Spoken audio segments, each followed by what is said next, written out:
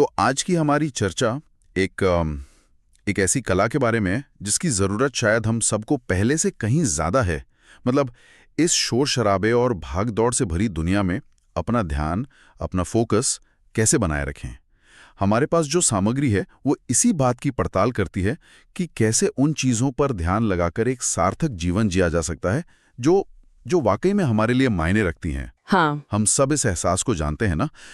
Calendar भरा हुआ है, टू डू लिस्ट लंबी है, हम दिन भर बस दौड़ रहे हैं और ऐसा लगता है कि यही तो सफलता है, यही तो प्रोडक्टिविटी है। लेकिन दिन के आखिर में एक एक खालीपन सा लगता है। आज हम इसी विचार को थोड़ा खुरेदेंगे। क्या व्यस्त रहना और आगे बढ़ना एक ही बात है, या फिर हम सिर्फ एक ही जगह पर बहुत तेजी से दौड़ रहे हैं? बिल्कुल सही जगह पर उंगली रखी है आपने। ये चर्चा सिर्फ ज्यादा काम निपटाने या प्रोडक्टिविटी हैक्स के बारे में नहीं है। ये उससे कहीं ज्यादा गहरी है। ये इरादे यानी इंटेंशन के साथ जीने के बारे में है। हमें समझना होगा कि हमारा ध्यान, हमारी अटेंशन हमारी सबसे कीमती दौलत है। एक करेंसी की तरह ही है और हम इसे कहाँ खर्च कर रहे हैं यही हमारे जीवन की क्वालिटी तय करता है। तो आज हम देखेंगे कि फोकस सिर्फ एक दिमागी कसरत नहीं बल्कि एक तरह का आध्यात्मिक अनुशासन कैसे है। जब मैं ये सब देख रहा था तो एक विचार ने मुझे शुरू में ही चौंका दिया। सब कुछ करने का भ्रम हमें बचपन से सिखाया जाता है, या शायद समाज हमें ये महसूस कराता है कि हमें हर मौके को हाँ कहना चाहिए, हर पार्टी में जाना चाहिए, हर प्रोजेक्ट का हिस्सा बनना चाहिए। हाँ, ऐसा ना करने पर लगता है कि हम पीछे रह जाएंगे। लेकिन ये हमें एक ऐसे जाल में फंसा देता है जहां हम बस दौड़ते रहते हैं बिना ये सोचे कि हम जा कहाँ रहे हैं। ये एक बहुत बहुत बड़ा जाल है जिसे सामग्री में गति और प्रगति के बीच का भ्रम कहा गया है। हम रफ्तार को ही मंजिल मान बैठते हैं, व्यस्तता को सार्थकता का तमगा पहना देते हैं। इसका एकमात्र तोड़ है निर्मम स्पष्टता, रूथलेस क्लैरिटी। सुनने में थोड़ा कठोर लगता है ये शब्द। हाँ, लगता है, लेकिन इसका मतलब बहुत गहरा है। इसका मतलब है पूरी ईमानदारी से खुद से ये पूछना, मैं असल में अपनी जिंदगी से क्या चाहता हूँ, मेरे लिए सच में क्या जरूरी है। अगर हम ये तय नहीं करेंगे तो ये दुनिया हमारे लिए तय कर देगी, और दुनिया अक्सर हमें सफलता का एक बहुत ही खोखला वर्जन बेचती है। मतलब बिना किसी मतलब के सिर्फ हैसियत, शोहरत या पैसा। बिल्कुल। और जब ये स्पष्टता आ जाती है तभी शायद हम उस कला में माहिर हो सकते हैं जिसकी बात करना भी मुश्किल लगता है, ना कहने की कला। हाँ। इसमें एक बात कही गई है जो दिल पर लगती है। हर हाँ की एक छिपी हुई कीमत होती है। जब हम किसी ऐसी चीज को हाँ कहते हैं जो हमारी असल प्राथमिकताओं से मेल नहीं खाती, तो हम असल में उन चीजों को ना कह रहे होते हैं जो हमारे लिए सच में जरूरी हैं। हम अपने परिवार के साथ बिताए जाने वाले समय को ना कह रहे होते हैं, अपनी मानसिक शांति को ना कह रहे होते हैं, या उस किताब को लिखने के सपने को ना कह रहे होते हैं जिसे हम सालों से टाल रहे हैं। आपने बिल्कुल सही पकड़ा, लेकिन ना कहना इतना आसान नहीं है ना। नहीं। खासकर हमारे कल्चर में जहाँ मना करने को अक्सर बुरा माना जाता है। हाँ। हमें लगता है कि हम किसी को निराश कर देंगे या स्वार्थी कहलाएंगे। इस अपराध बोध, इस गिल्ट से कैसे निपटा जाए? यही सवाल मेरे मन में भी था। इस गिल्ट से पार पाना ही तो असली चुनौती है। और इसका जवाब भी उसी स्पष्टता में छिपा है। जब आप अपने हाँ को लेकर बहुत साफ होते हैं कि मैं अपना हाँ सिर्फ इन 2-4 जरूरी चीजों को दूंगा, तो बाकी चीजों को न कहना आसान हो जाता है। तब ये व्यक्तिगत नहीं रहता, ये बस आपकी प्राथमिकता का मामला बन जाता है। आप किसी इंसान को न नहीं कह रहे, आप उस काम को न कह रहे हैं जो आपकी बड़ी तस्वीर में फिट नहीं होता। सही बात है। और याद रखिए, न कहना स्वार्थ नहीं है, ये आत्मसम्मान का सबसे बड़ा सबूत है। ये अपनी ऊर्जा, अपने समय और अपने मानसिक सुकून की हिफाजत करना है। इसमें एक बहुत अच्छी लाइन है कि सीमाएं सही लोगों को दूर नहीं करती, बल्कि वो सही ऊर्जा को आपकी ओर खींचती हैं। ऊर्जा की बात आई तो इसमें एक बड़ी दिलचस्प तुलना की गई है। हमारी एनर्जी, हमारी ऊर्जा एक तरह की करेंसी है, एक मुद्रा, पैसे की तरह। और ये ऐसी मुद्रा है जो वापस नहीं आती। एक बार खर्च हो गई तो हो गई। हाँ। ये सोचना ही कितना अलग है। हम पैसों का हिसाब तो रखते हैं, कहाँ खर्च हुआ, कहाँ बचाया, पर क्या हम अपनी एनर्जी का हिसाब रखते हैं? नहीं रखते। जैसे किसी बेकार की राजनीतिक बहस में सोशल मीडिया पे आधा घंटा लगा दिया, तो वो आधा घंटा एनर्जी के बजट से कट गया। वो अब किसी अच्छी किताब को पढ़ने या अपने परिवार के साथ बिताने के लिए उपलब्ध नहीं है। और ये जो ऊर्जा के लीक होते हैं, ये अक्सर बहुत छोटे और मतलब पकड़ में ना आने वाले होते हैं। जैसे उन चीज़ों के बारे में बार बार सोचना जो हमारे कंट्रोल में नहीं है, या ऐसे लोगों के साथ समय बिताना जो हमेशा शिकायत करते रहते हैं और हमारी ऊर्जा खींच लेते हैं। हाँ, एनर्जी वैम्पायर्स। बिल्कुल। या फिर लगातार दूसरों से अपनी तुलना करना। इसीलिए भावनात्मक बजट बनाने और उसका ऑडिट करने का सुझाव दिया गया है। जैसे हम अपने खर्चों को देखते हैं, वैसे ही हमें देखना चाहिए कि हमारी भावनात्मक ऊर्जा कहाँ जा रही है। क्या हम उसे ऐसी चीजों में लगा रहे हैं जो हमें ऊर्जा देती हैं, जैसे अच्छी किताबें, गहरी बातचीत, प्रकृति में समय बिताना, या ऐसी चीजों में जो हमें निचोड़ लेती हैं? इसका मतलब तो ये हुआ कि हमें अपनी ऊर्जा के चारों ओर भी सीमाएं यानी बाउंड्रीज बनानी होंगी। जैसे ये जरूरी नहीं है कि हर ईमेल या मैसेज का जवाब तुरंत दिया जाए, बिल्कुल नहीं। या हर फोन कॉल उठाई जाए। अपनी शांति की रक्षा करना हमारी अपनी जिम्मेदारी है। ये बात मुझे बहुत पसंद आई कि हम किसी के ऋणी नहीं हैं कि हम अपनी ऊर्जा जला दें। हम खुद के प्रति, अपनी शांति, अपनी ताकत और अपने फोकस के ऋणी हैं। बिल्कुल। और ये हमें हमारी बातचीत के अगले अहम हिस्से पर लाता है। तो हमने ये समझ लिया कि हमें अपनी ऊर्जा को बचाना है, उसे लीक होने से रोकना है। लेकिन एक बार जब हम अपनी ऊर्जा बचा लेते हैं तो सवाल उठता है कि इसे खर्च कहाँ करें, इसे लगाएं कहाँ? हाँ, और शायद यहीं पर गहन कार्य यानी डीप वर्क और गहन जीवन यानी डीप लिविंग का आइडिया आता है। हाँ, गहन कार्य का कॉन्सेप्ट तो कुछ लोगों ने सुना होगा। इसका मतलब है बिना किसी भटकाव के, बिना किसी डिस्ट्रैक्शन के किसी एक जरूरी काम पर पूरी तरह से ध्यान केंद्रित करना। कोई फोन नहीं, कोई सोशल मीडिया नहीं, कोई मल्टीटास्किंग नहीं, बस आप और आपका काम। सही। और ये उस मल्टीटास्किंग के मिथक को पूरी तरह तोड़ देता है, जिसे हम बहुत समय से महिमा मंडित करते आए हैं।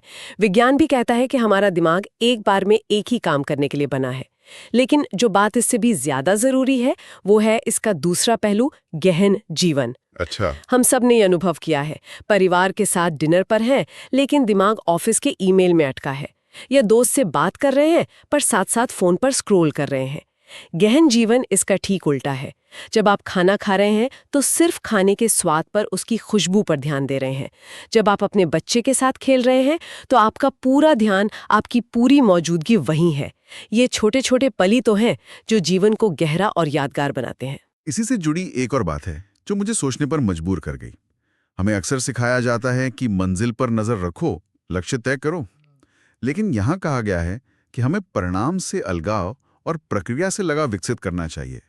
ये सुनने में थोड़ा उल्टा लगता है। हम तो हमेशा परिणाम के लिए ही काम करते हैं, है ना? ये बहुत ही क्रांतिकारी विचार है और आपको एक तरह से आजाद कर देता है।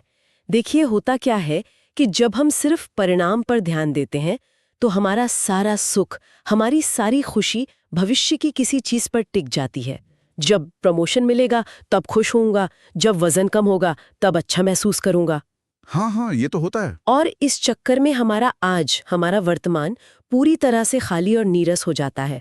लेकिन जब हमारी पहचान प्रक्रिया में होती है, काम करने के तरीके में होती है, तो हर दिन मायने रखने लगता है। इसे थोड़ा और समझाइए। इसका मतलब क्या है कि पहचान प्रक्रिया में होती है? इसका मतलब है कि आप खुद को एक लेखक के तौर पर देखते हैं, ना कि एक बेस्ट सेलर लेखक के तौर पर। आप हर दिन लिखने की प्रक्रिया का सम्मान करते हैं, चाहे किताब बिके या ना बिके। आप खुद को एक धावक मानते हैं, ना कि सिर्फ मैराथन जीतने वाला। आप हर दिन दौड़ने के अनुशासन और उससे मिलने वाली ताकत का आनंद लेते हैं। जब ऐसा होता है तो हर चुनौती एक शिक्षक बन जाती है और हर असफलता एक सीख। और मजे की बात यह है कि जब आप प्रक्रिया पर ध्यान देते हैं तो परिणाम अक्सर अपने आप बेहतर हो जाते हैं, क्योंकि आपका फोकस मैट्रिक्स पर नहीं बल्कि महारत पर होता है। एग्जैक्टली। ये सब करने के लिए, यानी फोकस बनाए रखने के लिए, अपनी ऊर्जा बचाने के लिए और प्रक्रिया का सम्मान करने के लिए हमें अपने दिमाग को भी एक अलग नजरिए से देखना होगा। इसमें एक बहुत ही जबरदस्त बात कही गई है, अपने मन को एक पवित्र स्थान की तरह मानो। हम अपने फोन को पासवर्ड से, अपने घर को तालों से सुरक्षित रखते हैं, लेकिन अपने मन के दरवाजे 24 घंटे खुले छोड़ देते हैं। कोई भी विचार, कोई भी खबर, कोई भी राय बिना पूछे अंदर चली आती है। और इसे ही चयनात्मक अज्ञानता यानी सिलेक्टिव इग्नोरेंस का अभ्यास कहा गया है, जो सुनने में थोड़ा अजीब लग सकता है। हाँ, इसका मतलब बेखबर रहना या दुनिया से कट जाना नहीं है। इसका मतलब है जानबूझकर ये चुनना कि कौन सी जानकारी, कौन सा कंटेंट आपके दिमाग में जगह पाने के लायक है और कौन सा नहीं। मिसाल के तौर पे, क्या मुझे हर ब्रेकिंग न्यूज़ अलर्ट, हर सेलिब्रिटी की कंट्रोवर्सी या हर वायरल वीडियो के बारे में जानना जरूरी है? शायद नहीं। या मैं उस मानसिक स्पेस को किसी ऐसी चीज के लिए बचा सकता हूं जो मेरे काम या मेरी शांति के लिए ज्यादा जरूरी है? ये अपने मन के दरवाजे पर एक गार्ड रखने जैसा है जो हर आने जाने वाली चीज की जांच करता है। ध्यान, मेडिटेशन और मौन साइलेंस जैसे अभ्यास बहुत काम आ सकते हैं। वे हमें बाहर के शोर से निकालकर हमारी अपने अंदर की आवाज सुनने में मदद करते हैं। बिल्कुल, मौन खाली नहीं है, वो जवाबों से भरा है।